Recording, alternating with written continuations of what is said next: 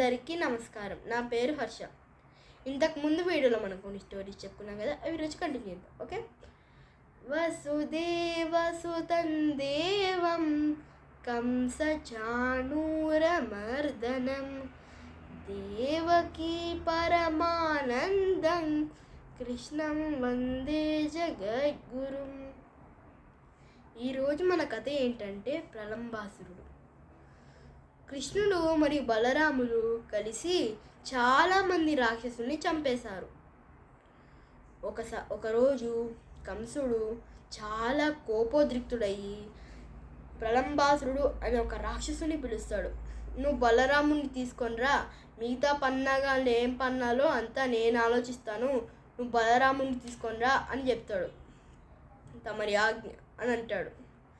తర్వాత ప్రలంబాసురుడు ఒక గోకాపరిలాగా వేషం మార్చుకొని కృష్ణుడి దగ్గరికి వెళ్తాడు. నేను ఒక గేమ్ ఆడదాం అనుకుంటున్నాను, మీరందరూ వస్తారా అని అడుగుతాడు. అందరూ వస్తాము అని అంటారు.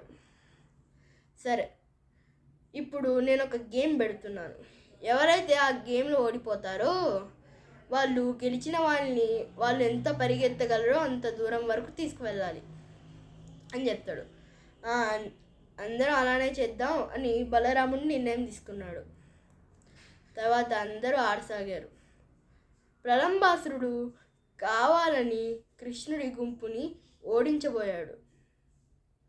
తర్వాత ఓడించేశాడు మొత్తానికి కృష్ణుడి గుంపుని. తర్వాత నేను బలరాముని తీసుకువెళ్తాను అన్నాడో లేదో, అంతే బలరాముని చటుక్కుమని గాలు ఈడ్చుకు వెళ్ళిపోయాడు. నువ్వు రాక్షసుడివా? అవును, నేను రాక్షసుడినే. నేను ప్రలంబాసురుణ్ణి, ఎగిరే రాక్షసుణ్ణి. నన్ను కంస మహారాజు పంపాడు. ఓ అలాగా, అంటే ఆ దుష్ట కంసుడు నన్ను చంపడానికి పంపాడా? తర్వాత తన తల అంతా తిప్పి తిప్పి తిప్పి తిప్పి తిప్పి చివరికి దాన్ని 2 ముక్కలు చేసేసాడు. సో అలా ప్రలంబాసురుడు బలరాముడి చేతి చంపబడతాడు. ఇప్పుడు మనం గోవర్ధనగిరి స్టోరీలోకి వెళదాం. గోవర్ధనగిరి. ప్రతి సంవత్సరం బృందావన ప్రజలందరూ ఇంద్రదేవునికే ప్రార్థిస్తారు. ఎందుకంటే ఇంద్రుడు వాళ్ళ పంటలు బాగా పండించి వాన కురిపిస్తాడని వాళ్ళందరి నమ్మకం. ఒకరోజు కృష్ణుడు బృందావన ప్రజలందరినీ ఇలా అడిగారు, అసలు మీరు ఎందుకని ప్రతిసారి ఇంద్రదేవునికి ఎందుకు పూజ చేస్తున్నారు? మనకు అన్నీ ఇచ్చేది గోవర్ధన పర్వతం కదా, మన ఆవులందరూ అక్కడే కదా తినేది, మనకు రుచికరమైన పాలు పెరుగు అక్కడి నుంచే కదా దొరుకుతున్నాయి.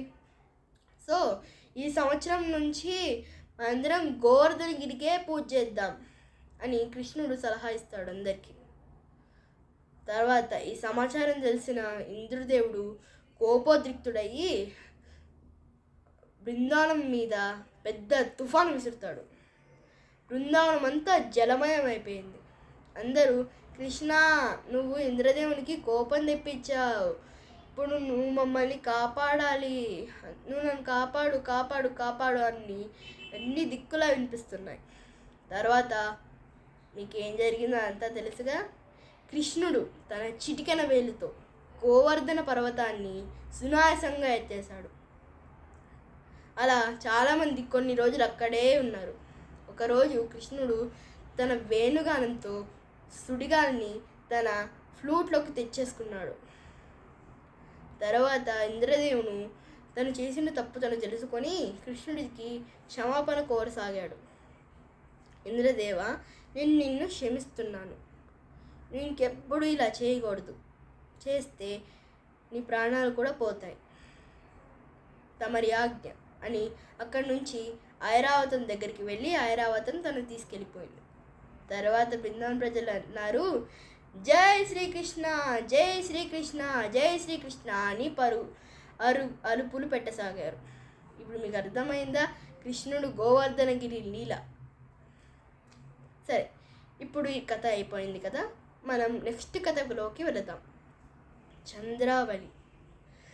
కృష్ణుడికి చిన్నప్పటి నుంచి ఒక సఖి ఉండేది. తన పేరు చంద్రావళి.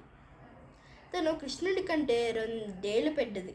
ఒకరోజు కృష్ణుడు చంద్రావళి దగ్గరికి వచ్చి ఇలా అడుగుతాడు, నన్ను తలుచుకోలేదా?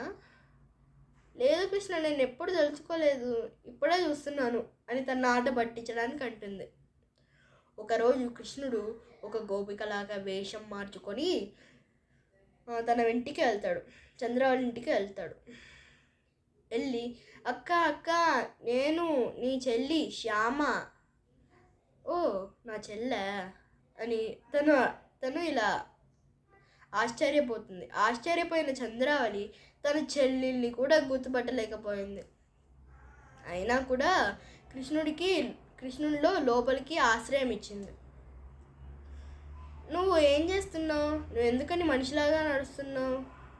కాదు, గోకాపురుల పని చేసి చేసి చేసి చేసి చేసి నా నడుము కొంచెం వంగిపోయింది, అందుకే అలా అబ్బాయిలా నడుస్తున్నాను. మనం అందరం కలిసి స్నానానికి వెళ్దామా? తప్పకుండా.